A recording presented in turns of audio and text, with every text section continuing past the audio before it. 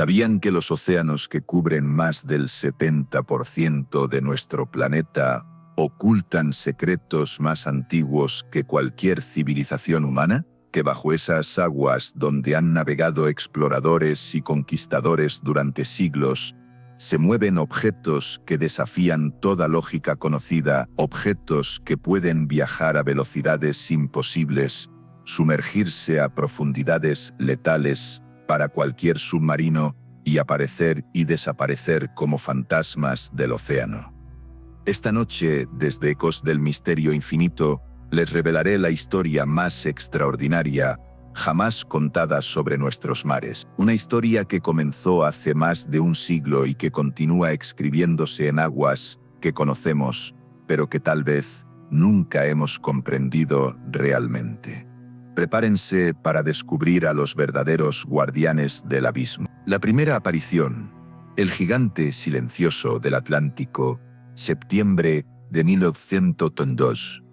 Las aguas del Atlántico se extendían infinitas bajo un cielo estrellado, esas mismas aguas que habían visto pasar los galeones cargados de oro desde América hacia España. El vapor británico Fort Ospardi surcaba la ruta comercial más transitada del mundo, navegando con la confianza de quien conoce cada milla de esas aguas familiares.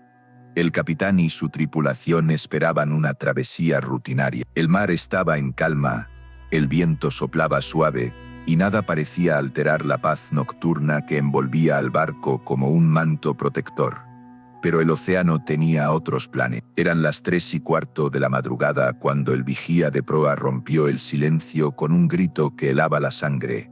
«Capitán, 2 luces fijas por la proa». El oficial de guardia levantó su catalejo con manos temblorosas. Lo que vio desafió toda su experiencia marítima. 2 luces brillantes flotaban sobre las aguas, perfectamente alineadas, sin el menor movimiento. No eran estrellas reflejándose en el mar, no eran faros de algún puerto lejano, eran algo completamente diferente. Las luces permanecían inmóviles, como 2 ojos gigantescos observando desde la oscuridad. No parpadeaban, no se balanceaban con el oleaje, simplemente estaban ahí, desafiando toda explicación lógica.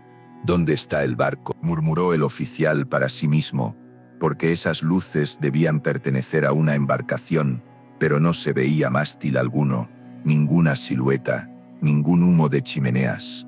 Solo esas 2 luces misteriosas flotando en la inmensidad. Mientras el Fort Ospardi se acercaba, los marineros comenzaron a distinguir algo que los dejó sin aliento. Una masa colosal emergía de las aguas, más negra que la noche misma. Era tan inmensa que parecía una montaña marina surgida de las profundidades, bloqueando completamente su ruta de navegación. Los hombres más experimentados, aquellos que habían enfrentado tormentas en el Cabo de Hornos y habían navegado los mares más traicioneros, nunca habían visto nada semejante. La masa tenía una textura extraña, como si estuviera cubierta de escamas o placas irregulares. Algunos juraron ver algo parecido a aletas en los costados. «Dios mío», susurró uno de los marineros, «es más grande que una ballena azul». Pero no era una ballena. Las ballenas no llevan luces. Las ballenas no permanecen inmóviles como rocas flotantes. Y las ballenas, definitivamente, no se comportan como lo que vieron a continuación. El capitán dio la orden de prepararse para el impacto. La colisión parecía inevitable. Esa cosa, fuera lo que fuera, ocupaba todo el ancho de su ruta. Los marineros se aferraron a las barandillas, preparándose para el choque que cambiaría sus vidas para siempre. Pero entonces sucedió algo que ninguno de ellos olvidaría jamás. La masa gigantesca comenzó a hundirse. No con la desesperación de un animal herido, no con el caos de algo que lucha por sobrevivir. Se hundía con una lentitud deliberada, controlada, como si alguien o algo hubiera tomado la decisión consciente de desaparecer. Las 2 luces descendieron con ella, manteniéndose perfectamente alineadas, mientras se desvanecían en las profundidades. Durante unos segundos eternos, brillaron débilmente bajo la superficie, como 2 estrellas ahogándose en un océano de tinta negra.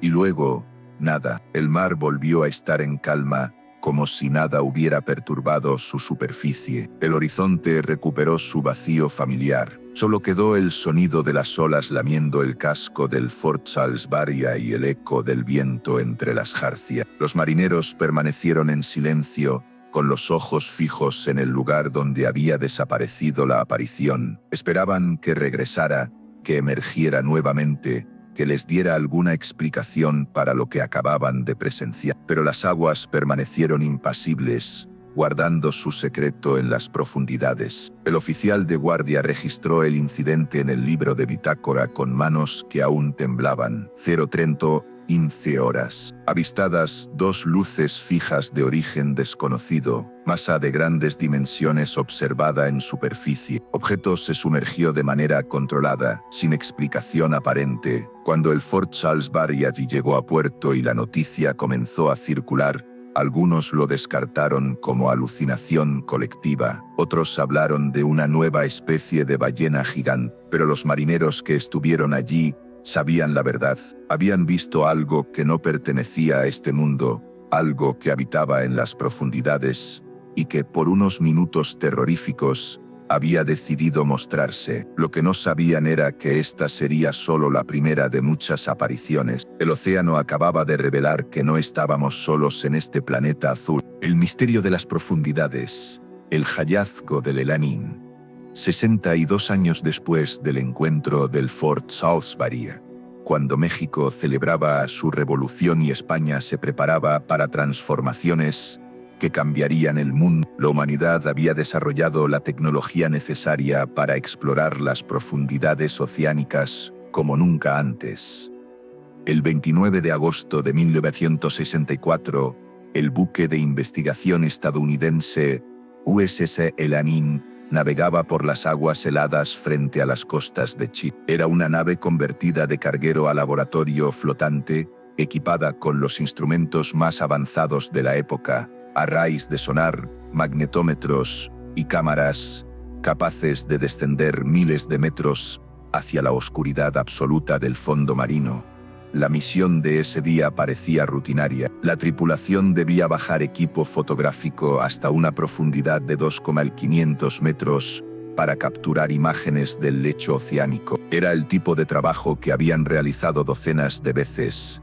Cables desenrollándose lentamente, cámaras desapareciendo en las aguas negras, horas de espera, y finalmente el regreso del equipo con rollos de película que revelarían los secretos del abismo. Durante horas, los cables se hundieron en las profundidades, llevando consigo las cámaras hacia un mundo donde la presión podría aplastar un submarino como si fuera una lata de conservas. Era un universo de silencio absoluto, donde ni un rayo de sol había brillado jamás, donde extrañas criaturas se movían como fantasmas en la oscuridad eterna.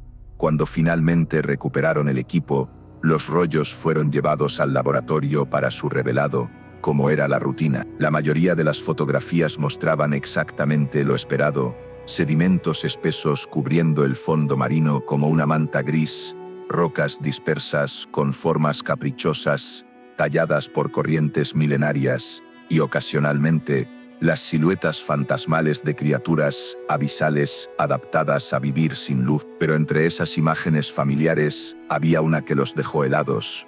La fotografía mostraba algo que se alzaba vertical desde el lecho oceánico, como un centinela solitario plantado en la desolación del abismo. No era una formación rocosa, no era ninguna forma de vida conocida, era una estructura. Se elevaba perfectamente recta desde el fondo, como un mástil gigantesco anclado en el sedimento. Cerca de su extremo superior se ramificaba hacia los lados, con brazos que se extendían en ángulos perfectamente simétricos. La forma era demasiado geométrica, demasiado precisa para ser natural. Los científicos a bordo del Elanín se reunieron alrededor de la fotografía, susurrando entre ellos en diferentes idiomas, pero todos llegando a la misma conclusión inquietante. Aquello parecía artificial, parecía construido. ¿Cómo es posible?, murmuró uno de los investigadores, un hombre que había dedicado su vida a estudiar las profundidades oceánicas. A esa profundidad, a esa presión, Nada puede construir algo así. La estructura se alzaba solitaria en la imagen en blanco y negro, como una antena cósmica plantada en el fondo del mundo. Su simetría era tan perfecta que resultaba perturbadora. No había nada casual en su forma, nada que sugiriera que las fuerzas naturales la habían creado. La fotografía fue copiada y enviada a Tierra, donde comenzó a circular entre científicos y militares. Pronto apareció en periódicos, donde fue bautizada simplemente como la antena del Elan. Los lectores que vieron la extraña imagen quedaron fascinados por su forma imposible, alzándose desde el lecho oceánico como un mensaje de civilizaciones perdidas. Pero lo más inquietante de todo era que nunca encontraron otra igual. A pesar de docenas de expediciones posteriores, a pesar de sondeos exhaustivos de la zona, nunca se localizó una estructura similar. La antena del Elanín permanecía única, solitaria, inexplicable. Era evidencia de una civilización submarina, un resto de tecnología extraterrestre o simplemente una formación natural tan rara que desafiaba toda categorización. La fotografía perduró durante décadas, reproduciéndose en libros y revistas, siempre con la misma silueta inquietante, el tallo central elevándose desde las profundidades, los brazos extendiéndose en perfecta simetría, y esa sensación inevitable de que alguien o algo lo había colocado allí deliberadamente. Lo que la tripulación del Elanín no sabía era que su descubrimiento era solo una pieza de un rompecabezas mucho más grande, un rompecabezas que se extendía desde las aguas donde habían navegado los conquistadores españoles hasta los mares helados del fin del mundo, donde otros misterios aguardaban ser descubiertos. El océano había mostrado una vez más que sus secretos eran más profundos y extraños de lo que la humanidad podía imaginar. Y esto era solo el comienzo. El ecofantasma de la Antártida. 4 años después del enigmático hallazgo del Elanín, los instrumentos más avanzados de la época estaban a punto de registrar algo aún más perturbador. Era 1968 y el hielo de la Antártida se extendía como un continente de silencio bajo el cielo polar. La operación Deep Freeze había llevado a la Marina estadounidense hasta los confines del mundo, donde el océano se vuelve una sopa helada y los barcos luchan contra témpanos que podrían hundirlos sin piedad. Uno de estos buques, navegando entre los laberintos de hielo, llevaba a bordo el sonar más sensible jamás construido. Era una noche polar cuando los operadores se encontraron con algo que cambiaría para siempre su comprensión del océano. ¿Qué diablos es eso?, murmuró el técnico de sonar, ajustando los controles con manos temblorosas. En la pantalla verde fosforescente apareció un eco que desafió toda explicación.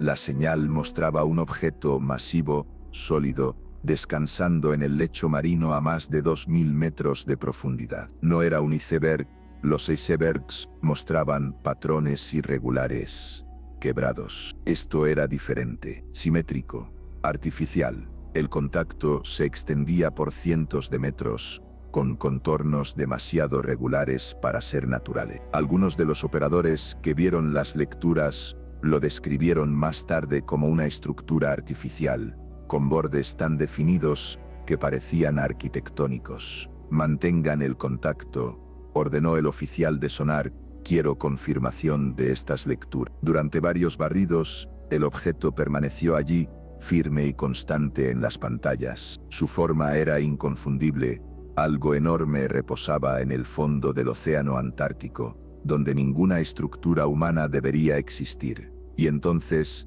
tan súbitamente como había aparecido, desapareció. El siguiente barrido regresó limpio. El lecho marino mostraba solo rocas y sedimento. Ningún rastro del objeto gigantesco que había dominado sus pantallas momentos antes. Los operadores verificaron el equipo una y otra vez. Todo funcionaba perfectamente. El sonar había operado normalmente antes y después de la anomalía, pero el objeto simplemente se había esfumado. ¿Cómo puede desaparecer algo de ese tamaño? Los icebergs no se mueven a esa profundidad. Las formaciones geológicas no pueden cambiar de posición. Sin embargo, el eco había estado ahí, sólido e indiscutible. Y luego, nada. En la sala de sonar, Los hombres mantuvieron sus voces bajas. Algunos pensaron que habían descubierto una montaña submarina no registrada en las cartas. Otros no estaban tan seguros, preguntándose si podría haber sido algo vivo o algo que no pertenecía a este mundo. El oficial de guardia registró el incidente en el libro de bitácora. Contacto sonar no identificado de magnitud inusual, observado a profundidad, persistente durante varios barridos, posteriormente desaparecido. Las cintas de sonar fueron enviadas con el resto de datos de la misión a los archivos navales, donde permanecieron clasificadas durante décadas. Pero los hombres que estuvieron allí nunca olvidaron esa noche polar, cuando sus instrumentos les mostraron algo imposible descansando en el fondo del mundo, y luego observaron cómo se desvanecía como un fantasma del abismo. El hielo antártico había guardado otro secreto, pero este secreto tenía la particularidad inquietante de poder moverse. La cacería en el fiordo silencioso, mientras los archivos navales estadounidenses se llenaban de reportes inexplicables, en las tranquilas aguas de un fiordo noruego, estaba a punto de desarrollarse una de las cazas más extraordinarias jamás documentadas. Era el verano de 1972, y los pescadores locales comenzaron a notar que algo había cambiado en sus aguas familiares.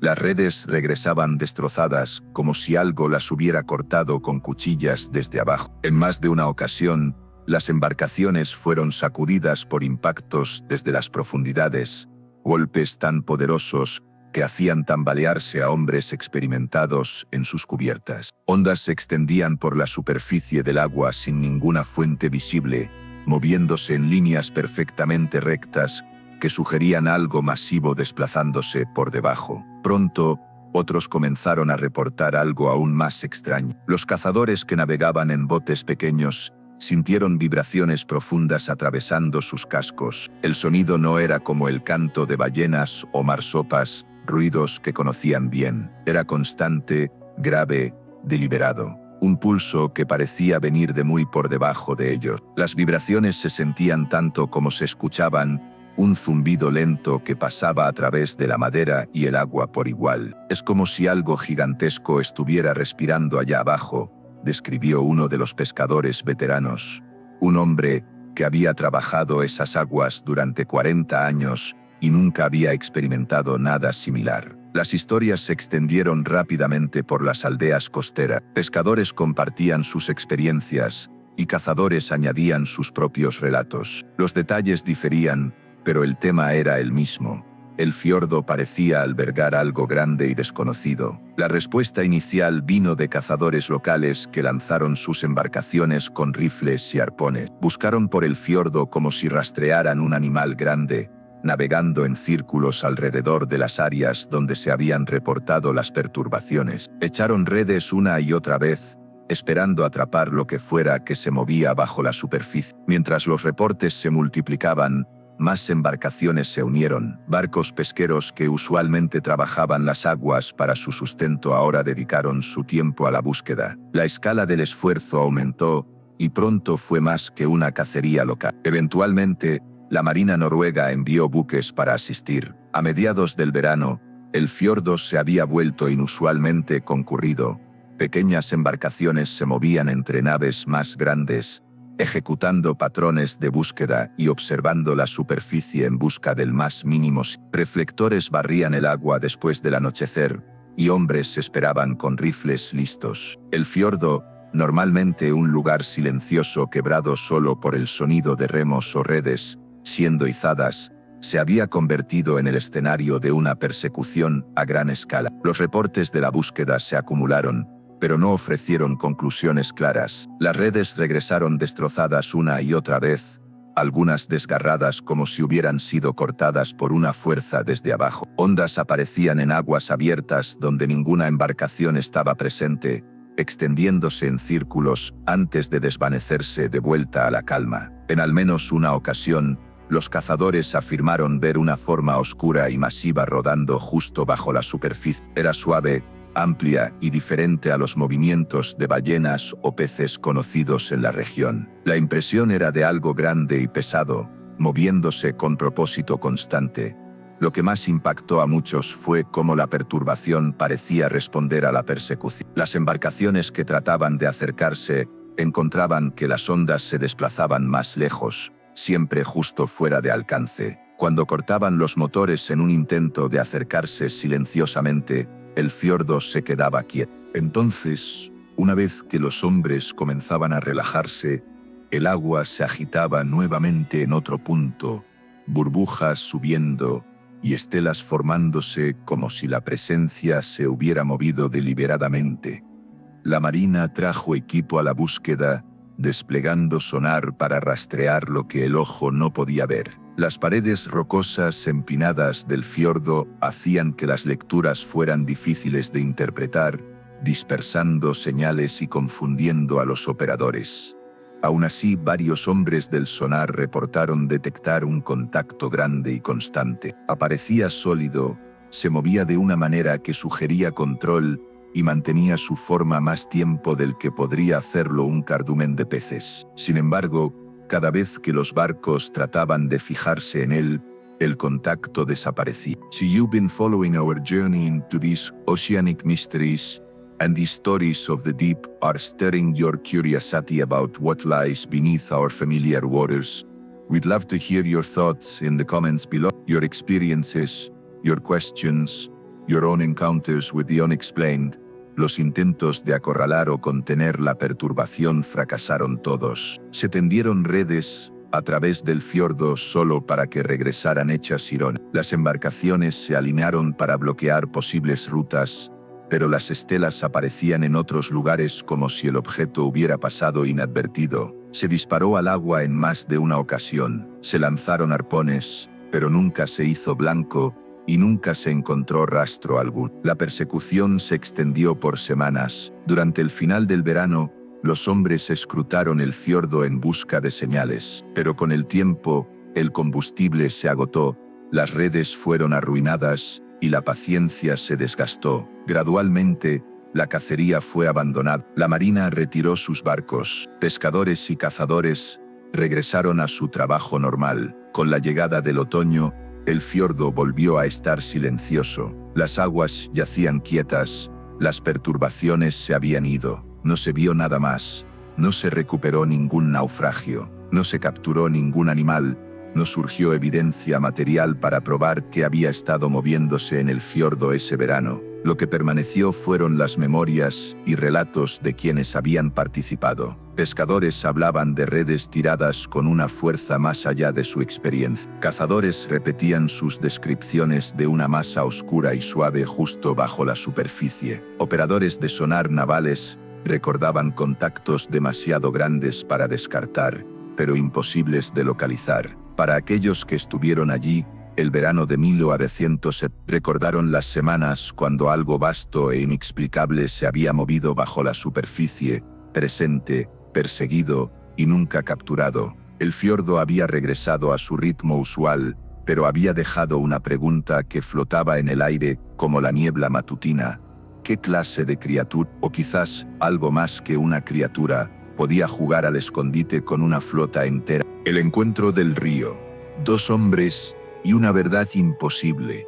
Mientras las aguas noruegas guardaban sus secretos, en las tranquilas riberas de un río de Mississippi, estaba a punto de suceder algo que cambiaría para siempre la vida de dos hombres trabajadores. Era la noche del 11 de octubre de 1963, y Charles Hickson, de 42 años, y Calvin Parker, de 19 habían decidido ir a pescar después de un largo día de trabajo en el astillero. Eran hombres sencillos, trabajadores. Hickson tenía la experiencia de quien había pasado décadas junto al agua, y Parker era un soldador joven que apenas comenzaba su carrera. Esa noche llevaron sus cañas y una hielera, planeando unas horas tranquilas junto al río Pascagoula.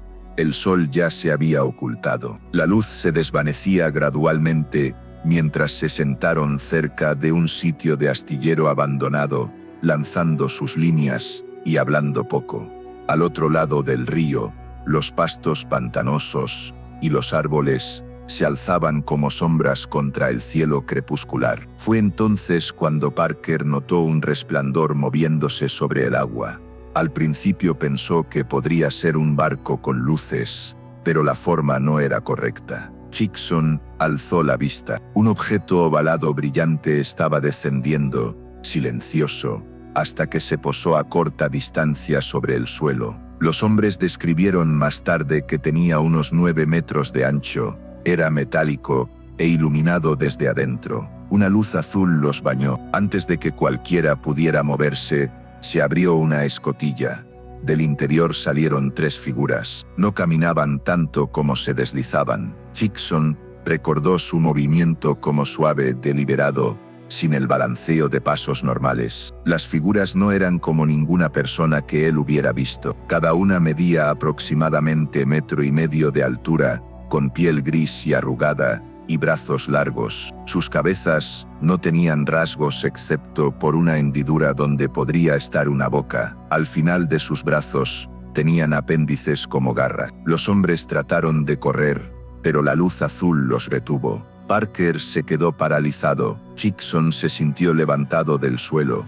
2 de las figuras lo sujetaron bajo los brazos y lo llevaron hacia la nave. Parker, aunque resistiendo, también fue tomado. Dentro, Hickson dijo más tarde que fue llevado a una habitación brillante. Un dispositivo como un ojo grande se movió alrededor de su cuerpo, escaneando. No podía moverse, aunque permanecía completamente consciente. Las figuras no emitían sonido. Parker, en su propio relato, describió una experiencia similar, siendo examinado por algo que circuló su cabeza, perdiendo después la noción del tiempo hasta que fue puesto de vuelta afuera. Cuando los hombres se encontraron nuevamente en la ribera del río, la nave aún estaba allí. Las figuras se deslizaron de vuelta adentro, y el objeto se alzó. Se movió silenciosamente hacia arriba, y desapareció en la noche. Por un largo momento, ninguno de los dos habló. Hickson estaba conmocionado, pero lo suficientemente sereno como para sugerir que reportaran lo que había pasado. Parker estaba casi vencido, temblando, y solo quería irse a casa. Sin embargo, Hickson insistió. Condujeron directamente a la oficina del sheriff del condado de Jackson. Allí, contaron su historia al sheriff Fred Diamond y al capitán Glenn Ryder. Al principio, los oficiales dudaron de lo que estaban escuchando, pero escucharon mientras los hombres repetían su relato. Para probar su veracidad, los oficiales dejaron a la pareja sola en una habitación con una grabadora oculta. Esperaban escucharlos confabular, tal vez inventar detalles. En cambio, la grabación solo captó miedo. Hickson trató de calmar a Parker, quien decía repetidamente que deseaba poder olvidar lo que había pasado. Ninguno habló como si estuviera inventando una historia. La oficina del sheriff notificó a otras autoridades. En cuestión de horas, la Guardia Costera fue informada, ya que la ubicación estaba en aguas navegables. Oficiales de bases cercanas entrevistaron a los hombres, se tomaron reportes, y tanto Hickson como Parker dieron declaraciones juradas. La noticia del evento se extendió rápidamente, pero la preocupación oficial en los primeros días fue práctica. Si algo había penetrado el espacio aéreo controlado o las vías navegables, la Guardia Costera envió embarcaciones patrulla por el río Pascagoula y bahías adyacentes, verificando tráfico inusual. No encontraron nada.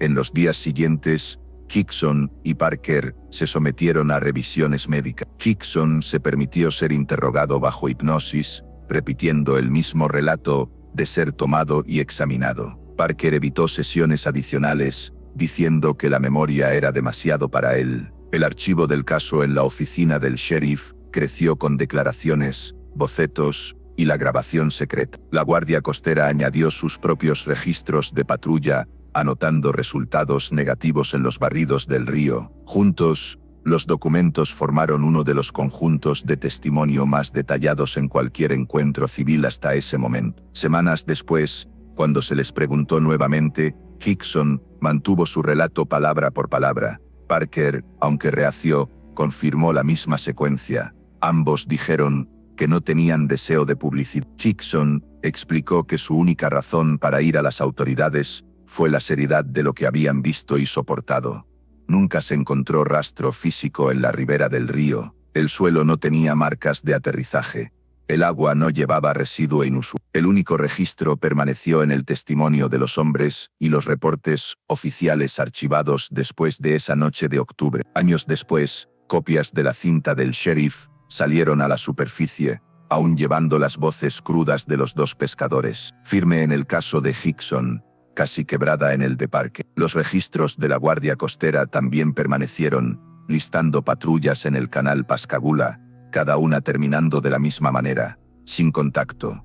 Lo que pasó en las riberas del río Pascagoula nunca fue resuelto. 2 hombres salieron a pescar. Ambos regresaron conmocionados, insistiendo en que habían sido llevados a bordo de una nave diferente a cualquier cosa en la Tierra. Sus palabras fueron grabadas inmediatamente, su miedo preservado en cinta, y su historia siguió por policía y guardia costera por igual. Las aguas del río se cerraron nuevamente a su tráfico usual, barcos pesqueros, barcazas, embarcaciones pequeñas moviéndose bajo los puentes, pero en los archivos del condado de Jackson y la Guardia Costera estadounidense, el encuentro de octubre de 1973 permaneció registrado y preservado, un reporte civil que atrajo la atención de las fuerzas del orden y militares hacia su estero. El misterio había saltado del océano profundo a las aguas interiores, sugiriendo que dondequiera que hubiera agua, estos visitantes silenciosos podrían estar observando los vigías del lago más profundo.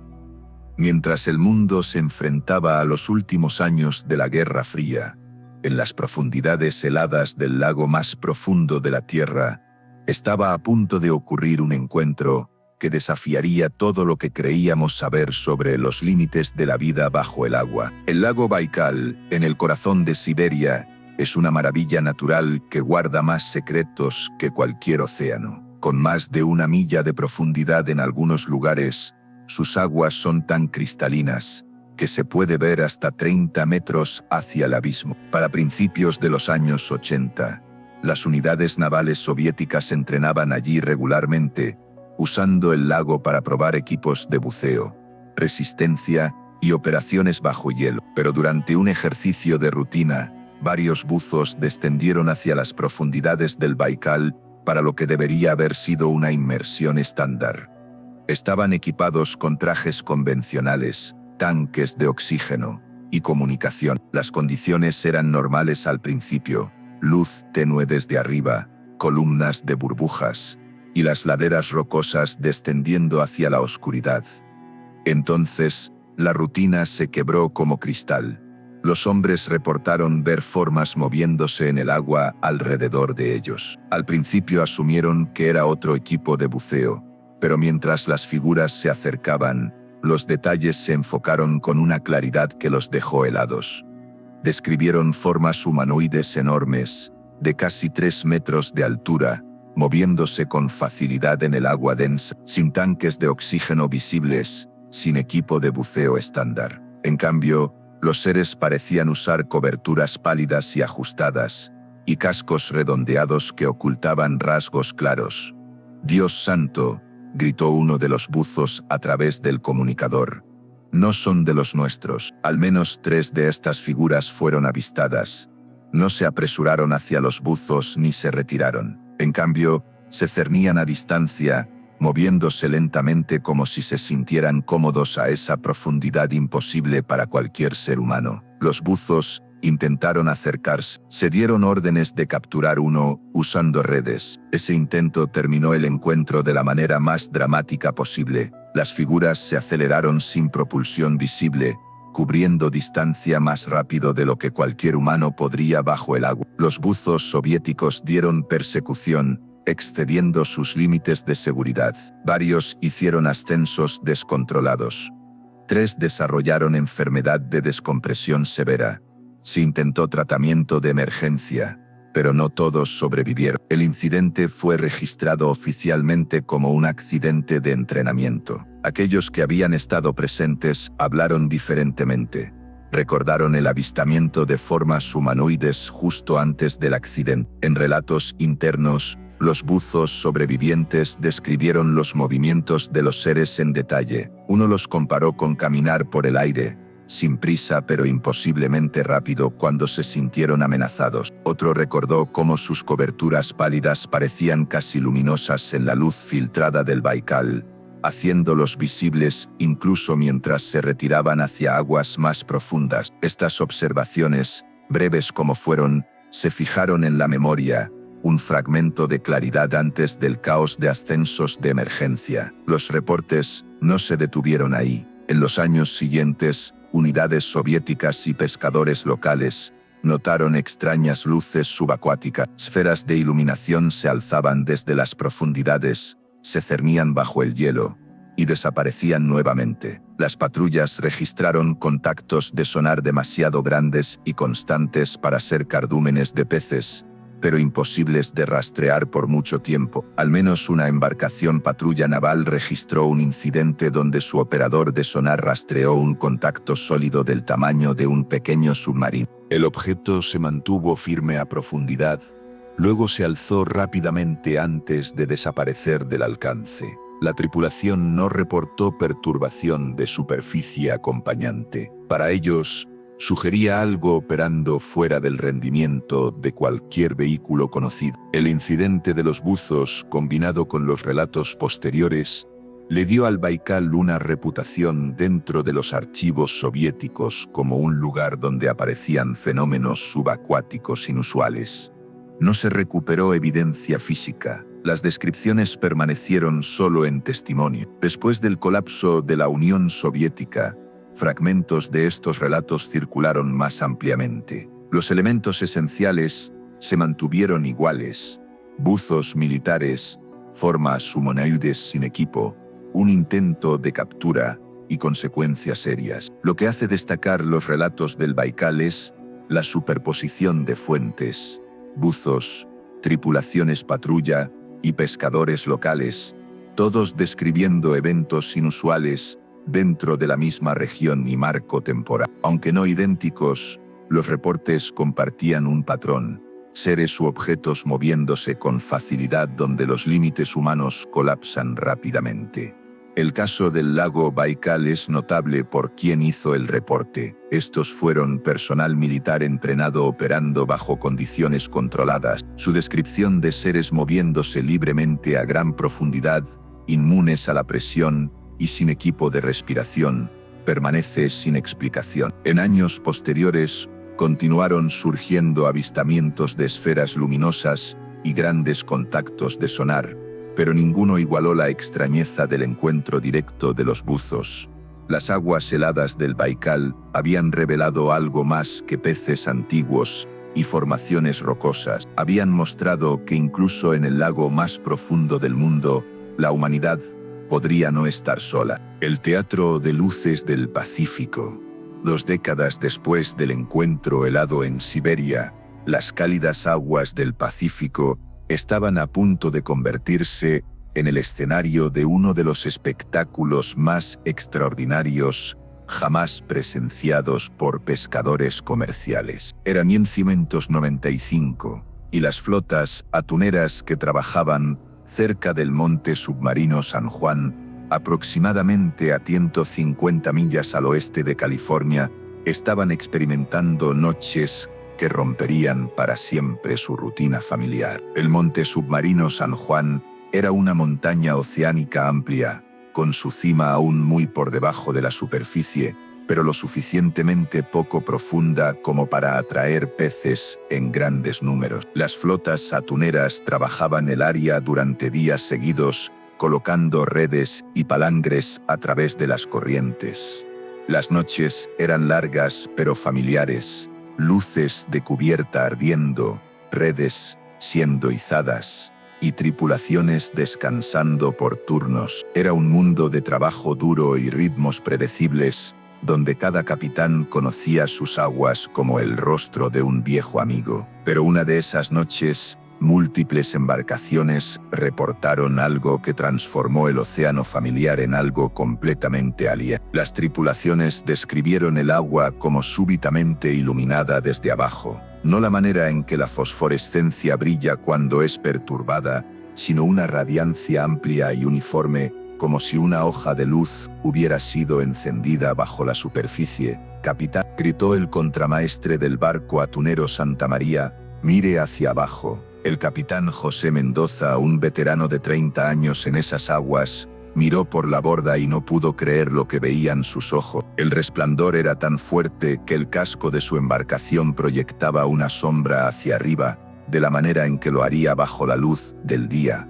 El resplandor no era estacionario. Según los pescadores, la luz se movía en patrones amplios y envolventes bajo la flota, cambiando de blanco pálido a ámbar y de vuelta. La impresión era de algo vasto, no un punto único, sino una fuente que parecía más grande que cualquier embarcación presente. Las tripulaciones lo compararon con mirar hacia abajo a una piscina en la noche con reflectores brillando desde abajo, solo que aquí la piscina era el Pacífico, y las luces se extendían a través de cientos de metros. Varias embarcaciones alteraron su curso, ya sea para evitar o seguir el resplandor. Los hombres se inclinaron sobre las barandillas, observando mientras el agua superficial se agitaba. Se formaron ondas, incluso donde ninguna embarcación se estaba moviendo, extendiéndose hacia afuera en círculos que sugerían un objeto girando debajo. Las redes bajadas al área regresaron vacías, pero varias tripulaciones reportaron que su equipo fue tirado o enredado como si hubiera quedado enganchado contra algo sólido moviéndose abajo.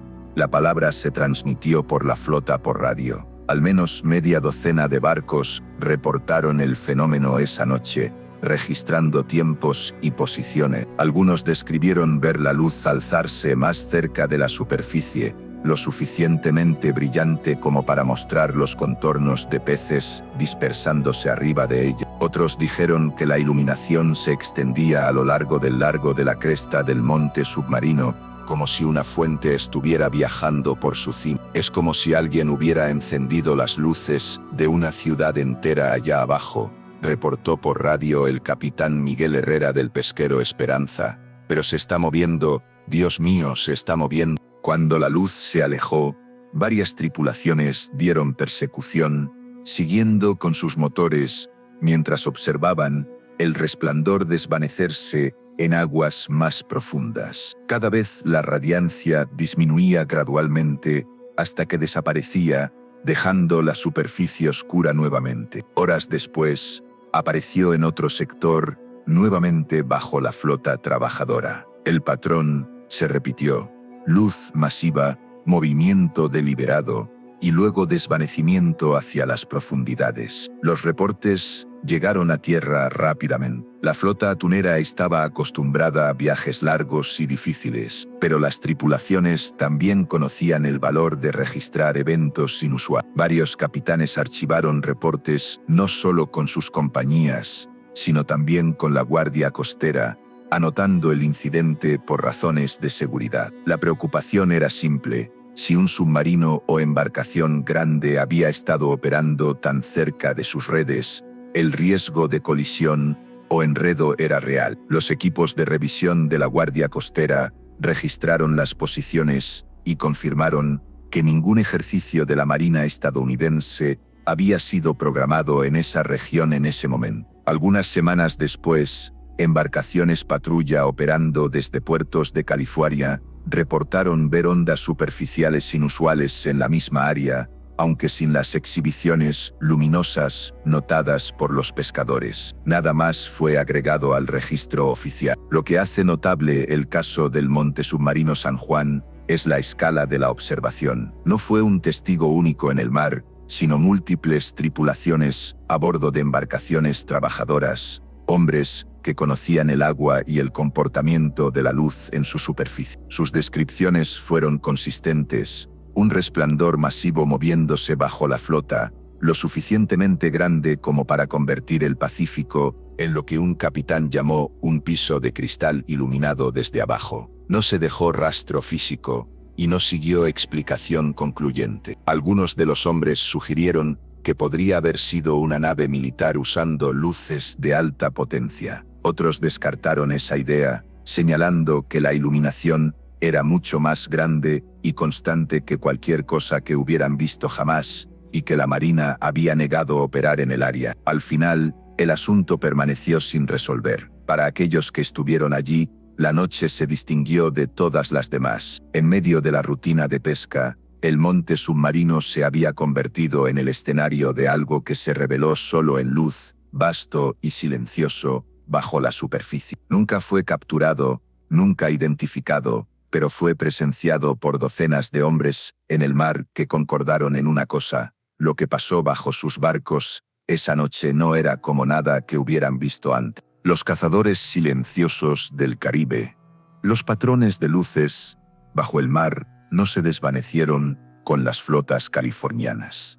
Después de que los atuneros reportaron vastas hojas de iluminación, embarcaciones más pequeñas trabajando las aguas cerca de Puerto Rico dieron sus propios relatos. No eran grandes buques comerciales, sino pescadores en naves modestas operando cerca de la costa, que se encontraron siendo seguidos por algo moviéndose con ellos en la oscuridad. Describieron noches cuando el mar súbitamente se iluminaba debajo, no con bioluminiscencia dispersa, sino con un resplandor único y enfocado. La luz no se quedaba quieta, cambiaba de curso, subía y bajaba, a veces rodeando sus embarcaciones. Una tripulación reportó que los siguió por casi media hora, deslizándose silenciosamente bajo el casco antes de acelerar hacia adelante. Era como si nos estuviera estudiando, describió el pescador veterano Carlos Vega, un hombre que había trabajado esas aguas durante 25 años. Se movía con nosotros, mantenía el mismo rumbo, la misma velocidad. Luego, de repente, ¡zum!, se fue como una bala. Los pescadores describieron más tarde la sensación no solo como luz, sino como fuerza. Mientras el objeto luminoso seguía el paso de sus embarcaciones, sintieron cambios en el agua misma, súbitas oleadas y presión menguante que movía los cascos sin estela visible. Las redes fueron tiradas bruscamente como si hubieran sido atrapadas por corrientes demasiado rápidas para seguir, forzando a algunas tripulaciones a cortar su equipo libre. El efecto fue descrito como ser empujado y tirado por algo vasto debajo de ellos, moviéndose con cambios deliberados en velocidad y dirección. La noticia de estos encuentros llegó a las autoridades. Al menos un grupo de pescadores contactó a la Guardia Costera, reportando lo que llamaron una iluminación subacuática no identificada que los había seguido mar adentro. Las entradas del registro de estaciones de la Guardia Costera notan la llamada y describen el comportamiento reportado: un resplandor constante bajo la superficie, ninguna embarcación identificable y ninguna perturbación superficial que sugiriera hélices. La anotación registra que la respuesta de patrulla no fue posible en ese momento. Estas observaciones no fueron aisladas. Durante los meses siguientes, los pescadores continuaron describiendo luces maniobradoras brillantes que perturbaban peces y enredaban redes. La Guardia Costera mantuvo un conjunto de registros de incidentes, anotando fechas, posiciones y descripciones básicas. Ninguno fue clasificado como amenaza, pero varias entradas enfatizaron que no había submarinos de la Marina estadounidense operando en el área en los momentos reportados.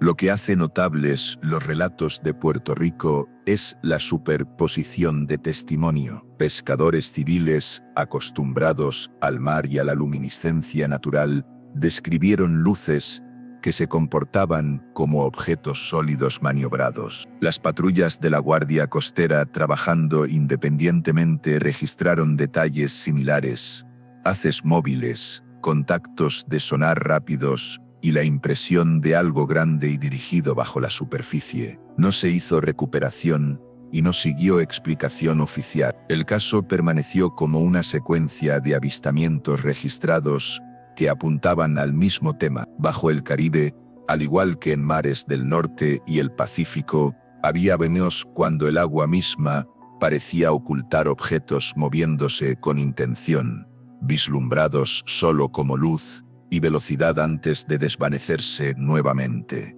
El patrón era global ahora. Desde las aguas heladas de la Antártida hasta las corrientes cálidas del Caribe, desde los fiordos noruegos hasta los lagos siberianos, algo se movía en las profundidades, algo que no seguía las reglas de la física que conocíamos, algo que convertía el océano en su hogar y su refugio. Y lo más inquietante de todo, parecía estar observándonos, tanto como nosotros tratábamos de observarlo. El perseguidor imposible del Caribe.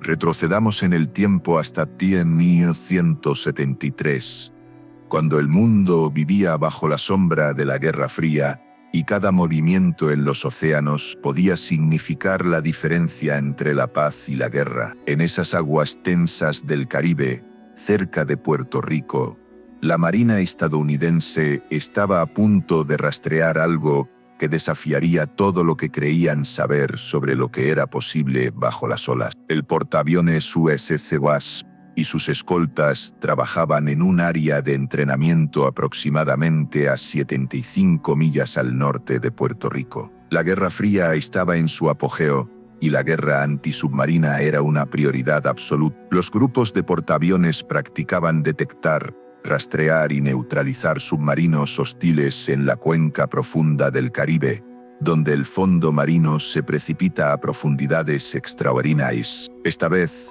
sin embargo, el objetivo era algo que la Marina no había esperado.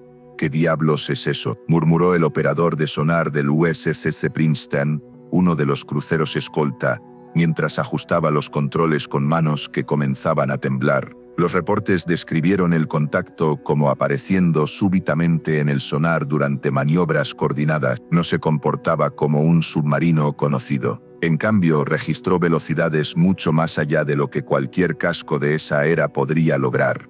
El objeto fue rastreado moviéndose a una cifra más de 3 veces más rápida que los mejores submarinos nucleares entonces en servicio. Igualmente notable era la profundidad. Los operadores registraron retornos a 27.000 pies bajo la superficie, una zona muy más allá de la profundidad de aplastamiento de incluso los submarinos más avanzados. Confirmen esas lecturas, ordenó el oficial de sonar, pero cada barrido mostraba los mismos números imposibles. Durante días, los barcos del grupo rastrearon el contacto, las tripulaciones rotaron, los registros fueron actualizados, y las pantallas de sonar siguieron marcando la misma anomalía. Un objeto moviéndose con control aparente, cambiando curso y velocidad con precisión. Los intentos de clasificar el objetivo no produjeron nada que encajara en los inventarios navales. Ningún submarino, amigo o hostil, estaba calificado para esas profundidades o velocidades. El comportamiento era lo suficientemente consistente como para formar una imagen clara. Los operadores de sonar reportaron aceleraciones rápidas y desaceleraciones súbitas, movimientos que habrían destruido naves conocidas bajo las tensiones del arrastre subacuático. Sin embargo, la señal se mantuvo firme como si el contacto fuera inmune al medio por el cual se movía. Es como si las leyes de la física no se aplicaran a esa cosa, susurró uno de los técnicos más experimentados, un veterano que había rastreado submarinos soviéticos por todo el Atlántico. A veces, el objeto parecía seguir el paso del grupo de ejercicio. En otras, se alejaba y reaparecía a distancias que ningún submarino ordinario podría haber cruzado en el tiempo dado. El procedimiento naval requería que los contactos anómalos fueran registrados y reportados a través de canales de comando. El caso de Puerto Rico de 1963 dejó un rastro de registros de entrenamiento, reportes post-acción y más tarde fragmentos que surgieron en archivos desclasificados. Los datos nunca apuntaron a una explicación definitiva, pero los números permanecieron en papel, resistentes al descarte. Profundidades acercándose a 27.000 pies y velocidades sostenidas de 150 nudos o más dejaron poco espacio para interpretación. O los registros estaban en error, o la Marina había rastreado algo que excedía la tecnología conocida. Más allá de los datos crudos, la persistencia del contacto dejó una impresión en aquellos que trabajaron las pantallas de sonar. Los hombres recordaron cómo su equipo rastreó el objeto como si fuera una máquina perfectamente estable, pero una libre de límites físicos. La tensión de mantener vigilancia durante varios días grabó la anomalía más profundamente en la memoria. Cada oficial de guardia entendía la importancia de la precisión. Errores en reportes de sonar podrían significar la diferencia entre una amenaza real de submarino y un fantasma. Sin embargo, nunca se archivó corrección o retractación. Las lecturas se mantuvieron como habían sido reportadas por primera vez. El caso ganó atención años después, cuando fragmentos desclasificados confirmaron que la Marina había efectivamente registrado el contacto. Los reportes no asignaron una conclusión. En cambio, enfatizaron el rendimiento como más allá de la capacidad conocida. Esa redacción, deliberadamente restringida pero firme, destacó el problema. No había inventario naval conocido, estadounidense o soviético, que pudiera sumergirse a 27.000 pies y moverse a velocidades de aeronave bajo el agua. La operación Puerto Rico es significativa por su duración y escala. A diferencia de avistamientos fugaces, este fue un evento sostenido monitoreado continuamente durante un ejercicio mayor. No fue la impresión de un pescador solitario o la guardia nocturna de un solo capitán. Fue un grupo de trabajo entero armado con sonar de guerra fría y bajo presión para identificar cualquier amenaza potencial. En ese contexto, la anomalía tomó peso, fue registrada, analizada y preservada porque desafió los límites de lo conocido. Lo que la Marina rastreó permanece como una pregunta abierta. Algunos investigadores lo enmarcan como un ejemplo temprano de lo que ahora se llama comportamiento transmedion, la habilidad de operar sin problemas entre aire y agua, sin consideración por arrastre, presión o tensión estructural. Los registros mismos, sin embargo, son directos. Listan velocidad, listan profundidad. Notan que ningún submarino de la época o desde entonces ha igualado esas cifras. En las décadas siguientes, el caso Puerto Rico ha sido revisitado a la luz de reportes posteriores. La combinación de profundidad extrema y velocidad extrema reaparece a través de archivos navales y en relatos de otras naciones. Cada vez, los datos presionan la misma pregunta. Si los números son correctos, ¿qué tipo de vehículo estaba siendo rastreado? No siguió resolución al ejercicio de min. El contacto desapareció tan súbitamente como había aparecido, dejando a los barcos resumir sus ejercicios. Pero en el registro, la anomalía se quedó. Para los hombres que la registraron, el episodio fue un recordatorio de que el mar, incluso cuando es cartografiado, patrullado y escaneado con las herramientas más avanzadas de la era, aún podía devolver señales que no tenían lugar en el catálogo. Para investigadores que vinieron después, la Operación Puerto Rico se alzó como un marcador. No era una historia recontada de memoria, era un registro naval escrito en el lenguaje cauteloso de oficiales que trataban en precisión, y lo que registraron fue un objeto que se movía por las profundidades del Caribe con velocidad y resistencia que ninguna nave conocida podría igualar. Pero 15 años después, el océano respondería de manera diferente, no con un rastro en sonar, sino con daño que nadie podría explicar fácilmente. Las cicatrices del abismo. A principios de 1978, la fragata clase Knox USS Stein FF-165 regresó a puerto con daño diferente a cualquier cosa vista antes en tiempos de paz. La fragata había estado llevando a cabo operaciones rutinarias en el Pacífico, trabajando con los nuevos y poderosos sistemas de sonar de la Marina diseñados para detectar submarinos a largo alcance. Estos domos, ajustados al fondo de los barcos, alojaban equipo acústico sensible y estaban construidos para resistir tensión enorme. Estaban blindados, aerodinámicos y probados contra los peligros del mar abierto. Pero cuando el Stein entró en dique seco, los ingenieros vieron que algo había desgarrado el domo de sonar.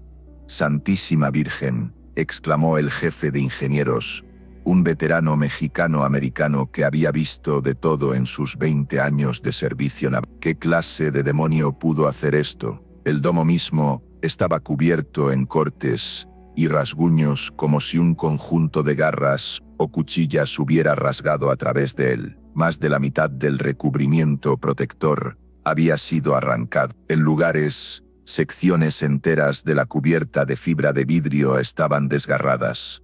No era el resultado de impacto con escombros o colisión con otra embarcación. El daño tenía una calidad orgánica, como si alguna fuerza viviente hubiera tratado de rasgar el domo abierto. Cuando fragmentos del material desgarrado fueron examinados, los investigadores hicieron un descubrimiento que solo profundizó el misterio. Incrustados en la fibra de vidrio desgarrada, había restos que parecían biológicos en naturaleza, pequeños ganchos y púas similares a las garras quitinosas de una criatura de aguas profundas. Eran diferentes a los percebes o moluscos que a veces se adherían a los cascos de barcos. En cambio, estos eran afilados, curvados y lo suficientemente fuertes como para hacer surcos en una superficie diseñada para resistir tremendas presiones oceánicas. Los ingenieros navales se enfrentaron a un rompecabezas. Ninguna vida marina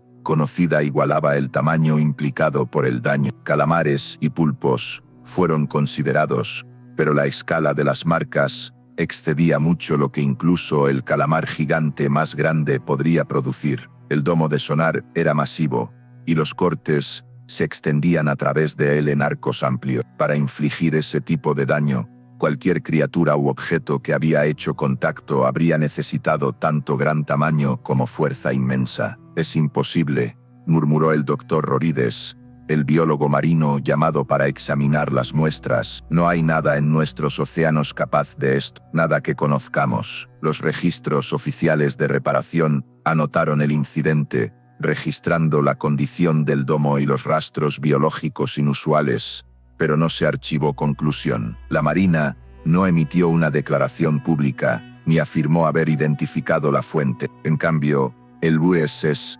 Stein fue silenciosamente reparado, su domo de sonar reconstruido, y el barco regresó al servicio. Para aquellos que más tarde estudiaron el caso, el incidente del Stein se destacó porque dejó evidencia física. A diferencia de contactos de sonar o rastros de radar, el daño al domo podía ser tocado y fotografiado. Los técnicos, trabajando las reparaciones, lo vieron directamente. Describieron largas rasgaduras que se asemejaban a marcas de garras, acompañadas de remanentes que parecían ajenos a cualquier especie oceánica familiar. Algunos investigadores señalaron el caso como un ejemplo indirecto de objetos sumergidos no identificados, US, interactuando con hardware naval, mientras relatos previos involucraron anomalías de sonar o retornos de radar.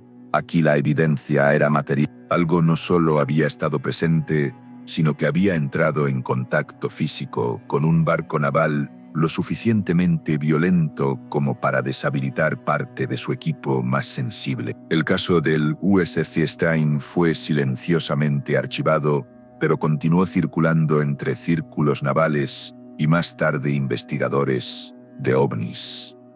La combinación de fibra de vidrio desgarrada, restos orgánicos incrustados y la escala absoluta del incidente lo colocó en una categoría rara. No era una anécdota de marineros o una entrada de registro de velocidades extrañas. Era equipo desgarrado remolcado a un dique seco, examinado por ingenieros y anotado en reportes oficiales de mantenimiento. En retrospectiva, el daño del Stein de 1970. A través de las décadas, fuerzas navales han encontrado objetos, a veces visuales, a veces acústicos, y a veces físicos, que desafían clasificación ordinaria. Lo que hizo al Stein notable fue su tangibilidad. A diferencia de rastros fugaces, no podía ser descartado como una lectura falsa o capricho atmosférico. El domo estaba desgarrado, y los ganchos alojados en él eran reales. El caso permanece sin resolver. Ningún biólogo marino ha identificado una criatura capaz de producir la escala de daño registrado, Ningún ingeniero naval ha ofrecido una explicación convencional que encaje tanto las marcas como el material incrustado. Lo que pasó bajo las olas en 1978 permanece un misterio para la Marina. Los rastros quedaron sin resolver. Otra entrada sin resolver en el registro. Insinuaron un objeto capaz de cruzar fronteras entre medios, deslizándose del mar al cielo de maneras en que ninguna embarcación fue construida para igualar. Esa insinuación no se desvaneció. En la década que siguió, los aviadores lo verían con sus propios ojos. El fantasma que doblegó la física saltó hacia adelante hasta noviembre, cuando las aguas frente a la costa de California se convirtieron en el escenario del encuentro más documentado entre la Marina estadounidense y algo que desafió todas las leyes conocidas de la aerodinámica y la física. El portaaviones USS Nimitz y su grupo de ataque estaban ejecutando ejercicios de rutina cuando sus pantallas de radar comenzaron a mostrar contactos que no deberían haber estado allí. Durante varios días, el crucero USS Princeton rastreó objetos a altitudes extremas de 60.000 pies, descendiendo súbitamente al nivel del mar, manteniéndose en suspensión y luego subiendo de vuelta al cielo. Estos movimientos no coincidían con ningún perfil conocido de aeronave o misil. Los operadores en Princeton estaban acostumbrados a interferencia, fallas y retornos falsos, pero los contactos no se comportaban como ruido. Se mantenían en trayectorias coherentes, aparecían en ubicaciones consistentes y repetían sus movimientos durante múltiples días. Esto descartó casualidad o error de equipo. Control de vuelo, tenemos múltiples contactos moviéndose de manera, imposible, reportó el operador de radar, la incredulidad clara en su voz. Para la Marina, los objetos demandaron atención. El Pacífico estaba ocupado con vuelos de prueba, tráfico comercial y vigilancia extranjera, pero nada en inventarios conocidos podía explicar las maniobras siendo registradas. El 14 de noviembre, cazas fueron lanzados para investigar. El comandante David Fravor y su compañero de ala, volando FBA y EOI-8 Super Hornets, fueron dirigidos hacia uno de los objetos descendentes. Lo que encontraron no era otra aeronave, sino una perturbación en el océano abajo, como si algo grande estuviera sumergido justo bajo la superficie. Sobre esa mancha de agua se cernía una nave blanca oblonga, suave y sin características distintivas. Era del tamaño de un caza, pero no tenía alas, no tenía escape, y no tenía medios visibles de vuelo. ¿Qué diablos es esa cosa?, murmuró Fravor a través del radio, observando el objeto que flotaba sin esfuerzo sobre las aguas agitadas. La escena era impactante por su claridad, el cielo estaba despejado, la visibilidad era excelente, y ambos pilotos podían observar el objeto sin interferencia. Fravor describió su movimiento como juguetón pero decisivo, como si fuera consciente de su presencia y respondiera directamente a ella. A diferencia de interceptaciones convencionales, donde geometría y empuje determinan quién gana posición, el tic-tac operaba fuera de las reglas, ignoraba la física que gobierna el combate de jets. Fravor se inclinó hacia él, el objeto reaccionó inmediatamente, girando para enfrentar su... Cada vez que trató de cerrar distancia, le reflejó sus movimientos, luego se alejó con aceleración más allá de cualquier cosa que su aeronave pudiera igualar. En un instante, desapareció, solo para reaparecer en radar a 60 millas de distancia en el punto de encuentro preciso donde los cazas del grupo de ataque habían sido ordenados a reagruparse. Había viajado la distancia en segundos. De vuelta a bordo de los barcos, los operadores de radar observaron con incredulidad. Los sistemas que habían rastreado bombarderos, misiles crucero y satélites durante años, ahora estaban marcando un objetivo que saltaba a través de distancias que ninguna propulsión podía explicar. El contacto no era esporádico, era repetible, rastreable y sincronizado con las trayectorias de vuelo de las propias aeronaves de la Marina. Eso lo hizo imposible de ignorar. Los vuelos de seguimiento registraron los objetos en vainas de orientación. El metraje infrarrojo, más tarde conocido como FLIR 1, IMBAL y GoFast, mostró las mismas formas suaves sin alas, rotando, manteniéndose en suspensión y acelerando a velocidades imposibles. Los pilotos lucharon por bloquear sistemas de armas en los objetivos. Los objetos no tenían firma de calor consistente con motores, pero maniobraron sin esfuerzo contra vientos fuertes.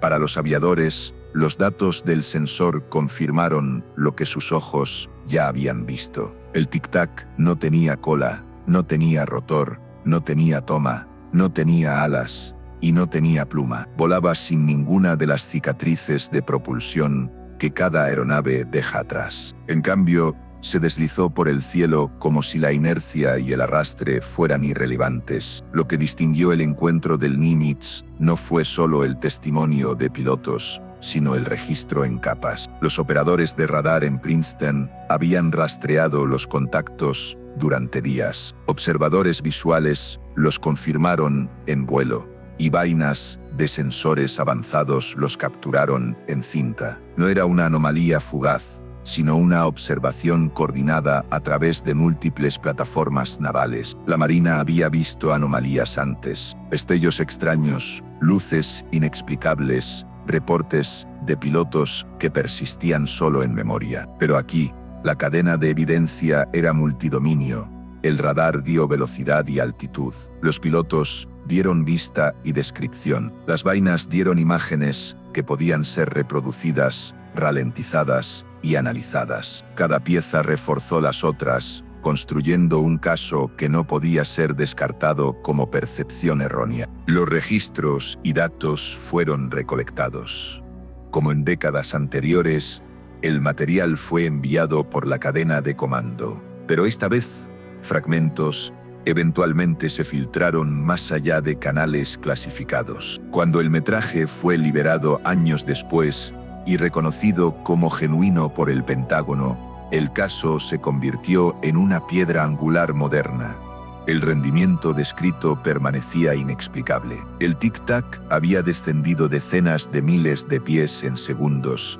Se mantuvo inmóvil, siguió el paso de cazas supersónicos y anticipó sus movimientos. Sus aceleraciones desafiaron límites aerodinámicos. Su estabilidad sugirió un tipo de vuelo no limitado por arrastre o inercia ordinaria. Ningún inventario estadounidense o extranjero igualó el perfil. Esto levantó implicaciones silenciosas, pero significativas. Si los datos eran precisos, entonces la Marina había encontrado una nave que superaba a sus propios cazas de ataque en cada manera medible. Velocidad, agilidad, resistencia. Si los datos estaban defectuosos, entonces el fallo era igualmente serio. Significaría que múltiples sistemas independientes a través de aire y mar habían funcionado mal simultáneamente de una manera que produjo la misma imagen falsa. Cualquier resultado inquietó a aquellos encargados de la defensa. Para la Marina, el evento fue preservado en lenguaje restringido,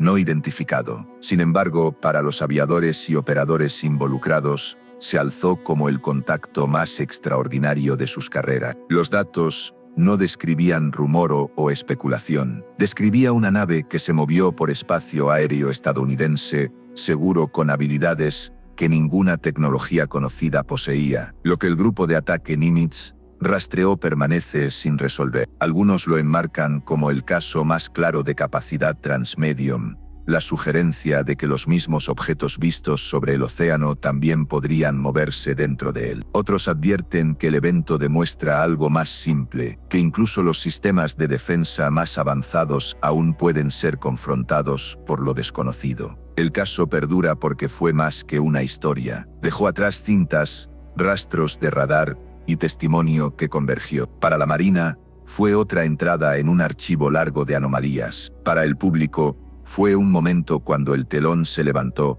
sin embargo, brevemente, para mostrar que los límites del vuelo, y tal vez del mar abajo, podrían no ser los límites en absoluto. Los cazadores veloces de las profundidades. Pronto, La atención se volvió de lo que el cielo revelaba a lo que el mar ocultaba. En 2019, las tripulaciones a bordo de embarcaciones navales estadounidenses frente a la costa este comenzaron a reportar un tipo de contacto de sonar que llevaba su propia etiqueta, Fast Movers. Los cazadores veloces. El nombre era informal, acuñado por operadores en las salas de sonar, pero reflejaba un patrón que no podían ignorar. Estos no eran destellos tenues o retornos cuestionables. Los objetos aparecían súbitamente, se fijaban en múltiples pantallas y mostraban velocidades que excedían cualquier cosa en el catálogo subacuático de la Marina. «Contacto rápido, Bering 27C», gritó el operador de sonar del destructor USS Rafael Peralta, observando con incredulidad mientras un objeto cruzaba su pantalla a velocidades que desafiaban toda lógica. Los rastros de sonar mostraron lo que parecían contactos sólidos moviéndose a cientos de nudos bajo la superficie. Para comparación, los submarinos más rápidos en servicio raramente alcanzaban 40 nudos. Incluso torpedos avanzados diseñados para velocidad sobre distancias cortas no se acercaban a las cifras que los operadores de sonar estaban registrando. Los rastros aparecían, cortaban por la pantalla en segundos y desaparecían tan rápidamente como habían venido. Lo que hizo notables los reportes no fueron solo los números, sino su repetición. Las tripulaciones a bordo de más de una embarcación describieron lo mismo. Diferentes patrullas, diferentes noches, pero siempre el mismo término circulando en conversaciones. Fast Movers. En salas de sonar donde la disciplina era rutina y la especulación desalentada, la frase llevaba peso. Significaba que los operadores reconocían una clase de contacto que resistía las categorías ordinarias. «Es como si algo allá abajo hubiera aprendido a ignorar la física», murmuró el teniente comandante María Santos, una veterana de 15 años en operaciones de sonar. «Nada debería moverse así bajo el agua, nada que conozcamos». Como con eras anteriores, los procedimientos de la Marina aseguraron que los registros no desaparecieran en rumor. Se ingresaron registros, se verificaron sistemas y los reportes subieron por la cadena de mando. Los archivos oficiales no los llamaron Fast Movers, pero la jerga sobrevivió entre los marineros porque era más descriptiva que cualquier designación formal. Era abreviatura para una anomalía, un objetivo que se movía demasiado rápido para ser un submarino y demasiado constantemente para ser descartado como interferencia. Fragmentos de estos reportes solo surgirían más tarde en el goteo lento de documentos liberados bajo la Ley de Libertad de Información. El lenguaje en esos papeles era cauteloso como siempre. Las entradas se referían a contactos de sonar anómalos, rastros no resueltos o retornos de alta velocidad inexplicables. Sin embargo, la frase del marinero se filtró. Fast Movers se hizo conocido fuera de la flota. Un vistazo raro al vocabulario usado por tripulaciones cuando los términos oficiales se quedaban cortos. El material FOIA era escaso, pero lo que reveló importó. Mostró que los eventos no eran singulares, no confinados a una embarcación o una noche. En cambio, eran lo suficientemente recurrentes que la frase se transmitió de barco en barco a través de diferentes despliegues. Cada archivo era delgado en detalle, pero juntos formaron un hilo, evidencia de que la Marina aún estaba encontrando el mismo tipo de rompecabezas registrado en décadas pasadas. Para los operadores, los rastros eran siempre fugaces. No podían ser perseguidos o clasificados antes de que se fueran. Ningún naufragio siguió, ningún submarino conocido fue jamás interceptado a esas velocidades. Los contactos no dejaron nada, sino su rastro a través de las pantallas y las notas perplejas de aquellos que los observaron desvanecerse. La importancia de los reportes de Fast Movers para esa década, los sistemas de sonar de la Marina eran mucho más avanzados que aquellos de la era de Guerra Fría. La sensibilidad, fidelidad y calibración habían mejorado al punto donde las lecturas falsas eran menos comunes, no más. Y sin embargo, incluso con arrays de vanguardia, los operadores aún observaban retornos que se comportaban de maneras que se suponía que ninguna tecnología debía.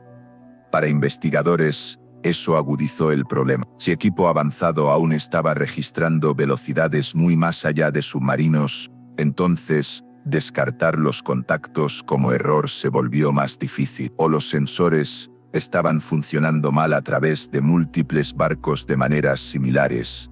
O había algo real bajo el agua, moviéndose más rápido de lo que la doctrina naval permitía. Los avistamientos de la costa este permanecieron sin resolver. Fueron breves, elusivos e imposibles de vincular a cualquier vehículo confirmado, pero en la quietud de las salas de sonar se alzaron como un recordatorio.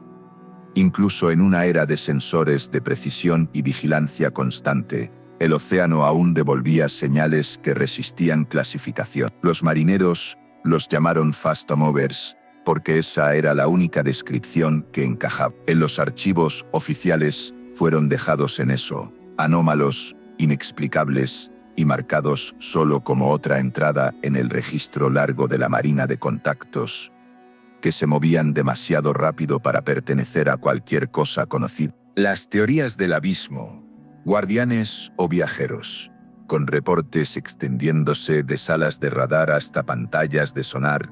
La Marina se quedó con rastros que rechazaron clasificación. La pregunta que permaneció no era si los contactos existían, sino cómo podían moverse como lo hacían. Las teorías siguieron, los santuarios ocultos. Una de las ideas más persistentes vinculadas a reportes de USO es que los objetos no solo están pasando por nuestros océanos, sino usándolos como hogar. La lógica es simple.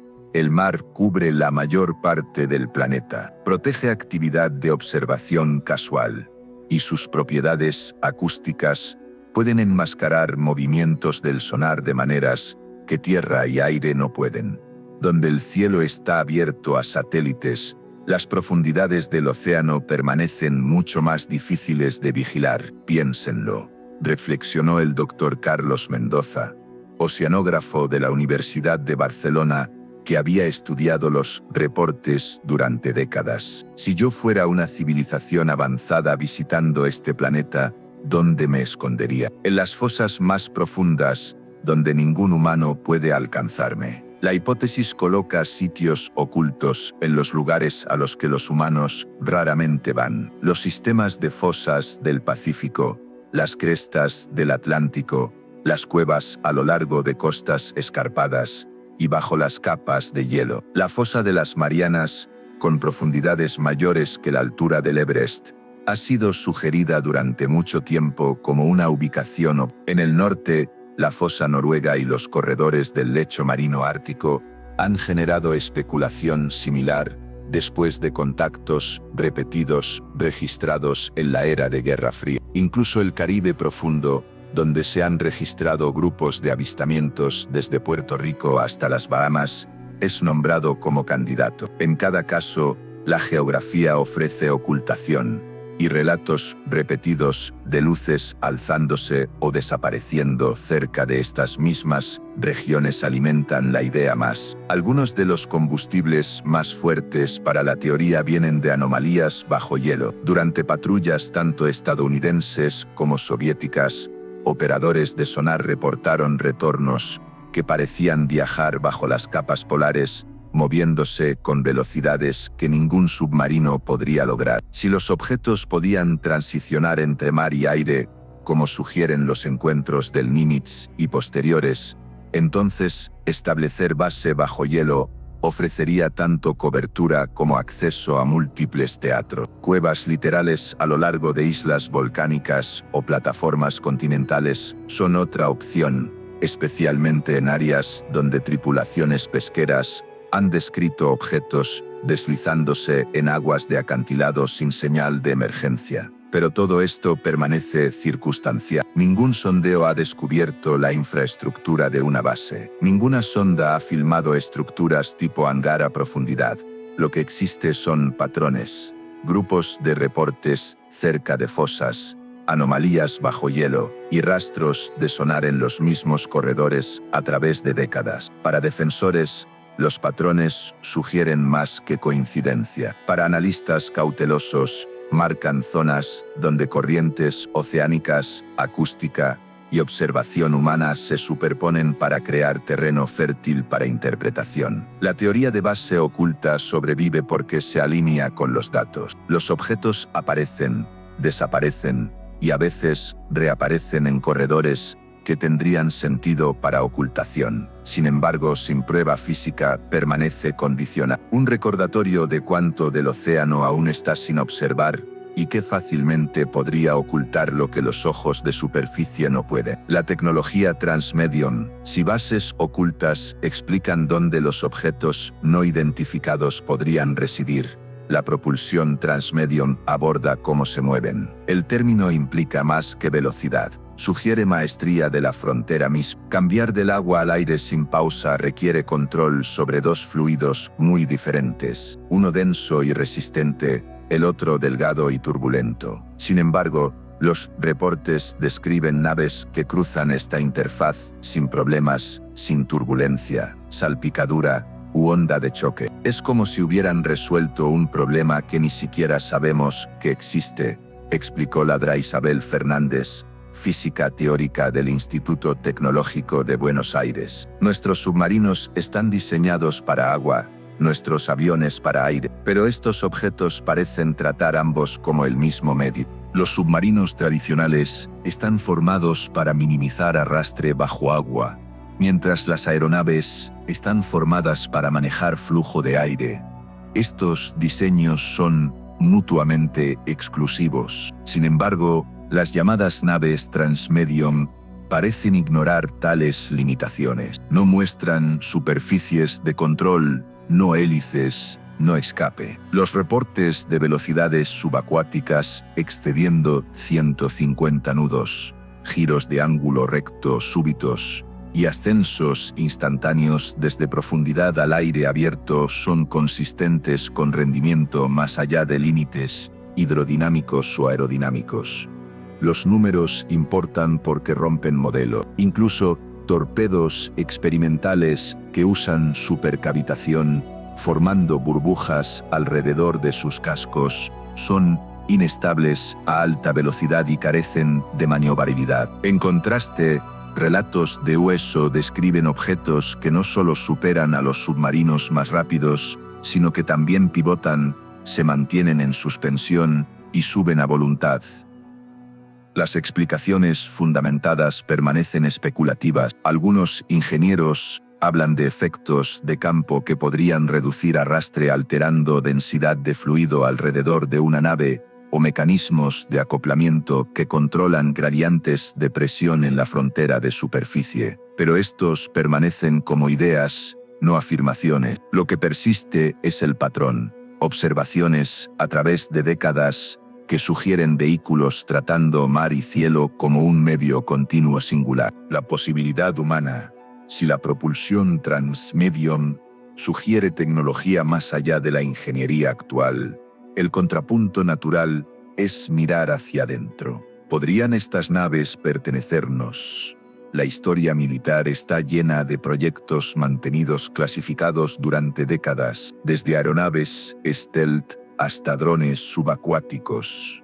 Lo que es experimental hoy puede ser operacional mañana, a menudo sin que el público lo sepa hasta mucho después. Para algunos, la explicación más simple no son visitantes o física desconocida, sino programas ocultos operando bajo secreto profundo. La línea temporal invita a la pregunta, argumentó el analista militar retirado coronel Eduardo Vázquez. Muchos encuentros uso coinciden con periodos de pruebas navales pesadas. La Guerra Fría produjo flotas de submarinos y sistemas de vigilancia que pocos fuera de círculos militares sabían que existían. Incluso hoy, el Pentágono reconoce que programas hipersónicos, enjambres de drones y prototipos subacuáticos son perseguidos bajo clasificación. La posibilidad permanece de que lo que marineros y aviadores describen son vistazos de plataformas no destinadas a ser vista. Pero la brecha de rendimiento complica la afirmación. Las velocidades registradas bajo agua superan mucho los submarinos conocidos. Las maniobras de ángulo recto a esas velocidades no son solo difíciles, sino destructivas, bajo las leyes de física aplicadas a cascos convencionales. Las aeronaves transicionando del mar al aire, sin compromiso estructural, requerirían avances que ningún programa filtrado ha jamás insinuado. El engaño de la naturaleza. Si algunos argumentan que las anomalías son productos de tecnología oculta, otros retroceden más y sugieren que no se requiere tecnología en absoluto. Antes de naves clasificadas o vehículos transmedium, siempre está la posibilidad de que el océano y la atmósfera mismos estén jugando trucos. No cada retorno anómalo o luz inusual necesita una explicación exótica. El océano está lleno de efectos que pueden engañar incluso operadores entrenados. El sonar, en particular, es vulnerable a capas de temperatura y salinidad que doblan y refractan sonido, produciendo contactos fantasma que parecen moverse más rápido o más lejos de lo que están. Un cardumen de peces puede aparecer como una masa sólida. Una estela de submarino puede persistir como un rastro falso. La bioluminiscencia activada por turbulencia puede iluminar parches de mar de maneras que sugieren propulsión. Las explicaciones naturales apelan porque no requieren nada más que el ambiente ya presente, observó la Dra. Carmen Ruiz, oceanógrafa del Centro Nacional de Investigación Científica de Madrid. Nos recuerdan que océanos y cielos son teatros complejos donde la percepción a menudo supera la certeza. Sin embargo, la debilidad de esta teoría es que solo explica los bordes del registro. La naturaleza confunde, pero raramente imita con tal precisión. El enigma eterno. Lo que las aguas aún ocultan. Habiendo explorado las teorías, la pregunta se vuelve de vuelta a la imagen más grande. Lo que los océanos aún pueden estar ocultando, y lo que los encuentros finalmente dejan sin resolver. A través de los reportes, un patrón se repite. Los objetos aparecen donde no deberían, se desvanecen en las profundidades, y a veces regresan como si nada pudiera detenerlos. Rastros de radar, testimonio de pilotos, ecos de sonar, todos apuntan al mismo rompecabezas. Sin embargo, ninguno ofrece la respuesta, así que nos queda preguntar, ¿están estas cosas realmente moviéndose por nuestros mares, o solo sombras de algo que aún no podemos explicar? El océano mantiene la ventaja, cubre la mayor parte de nuestro mundo, ocultando más de lo que revela. Sus fosas se hunden más profundo de lo que nuestras máquinas pueden seguir. Su hielo oculta corredores intocados por luz, y su silencio enmascara lo que sea que pueda pasar abajo. Lo que ha sido visto puede ser solo un vistazo, una ondulación en la superficie de algo más grande. Desde las frías aguas donde entrenaron submarinistas soviéticos hasta los mares tropicales, donde pescadores caribeños lanzaron sus redes, desde los fiordos escandinavos hasta las profundidades del Pacífico, donde flotas atuneras trabajaron bajo cielos estrellados, el patrón permanece consistente. Hay algo en las aguas, algo que se mueve con intención, que observa tanto como es observado, que puede aparecer y desaparecer a voluntad. Los registros navales lo documentan en lenguaje cauteloso. Contactos no identificados, anomalías de sonar, objetos de rendimiento inusual. Pero entre marineros y pescadores, entre pilotos y operadores de radar, las historias son más directas. Hablan de luces que suben desde el abismo, de formas que siguen a barcos por millas, de objetos que se mueven a velocidades que rompen las leyes de la física, y luego desaparecen como si nunca hubieran estado allí. Son visitantes de otro mundo, usando nuestros océanos como autopistas cósmicas. Son remanentes de una civilización antigua que nunca abandonó este planeta, retirándose a las profundidades cuando la humanidad subió a la superficie, o son algo completamente diferente, algo que existe en la frontera entre lo que conocemos y lo que no podemos imaginar. La respuesta permanece en las profundidades, donde la presión aplastaría nuestros cuerpos y la oscuridad es absoluta. En lugares donde ningún humano ha pisado jamás, donde el silencio es tan completo que el sonido de nuestros propios latidos se volvería ensordecedor. Hasta que sepamos más, el mar permanece tanto escudo como escenario. Los misterios se mueven inadvertidos. La verdad espera en el agua oscura, y el océano, como siempre, guarda sus secretos. Pero tal vez, solo tal vez, esos secretos están guardándonos también a nosotros. En las noches silenciosas, cuando las olas susurran contra la costa, cuando las profundidades están en calma y la superficie como cristal, podemos preguntarnos si algo allá abajo nos está observando también. Si en las vastas extensiones azules de nuestro planeta no estamos tan solos como pensamos.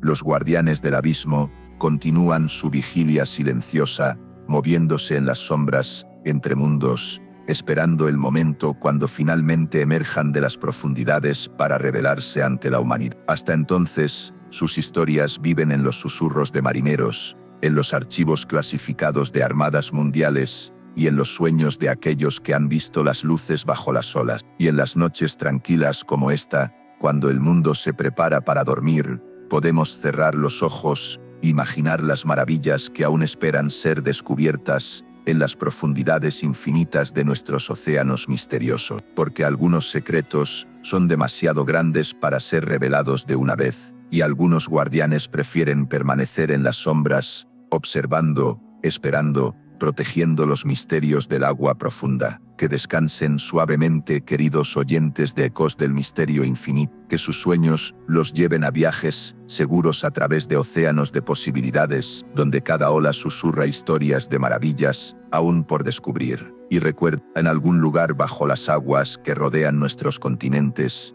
los guardianes del abismo continúan su danza eterna, esperando el día cuando sus secretos finalmente puedan ser compartidos con el mundo. Hasta la próxima travesía al misterio, que las corrientes profundas los guíen hacia sueños pacíficos.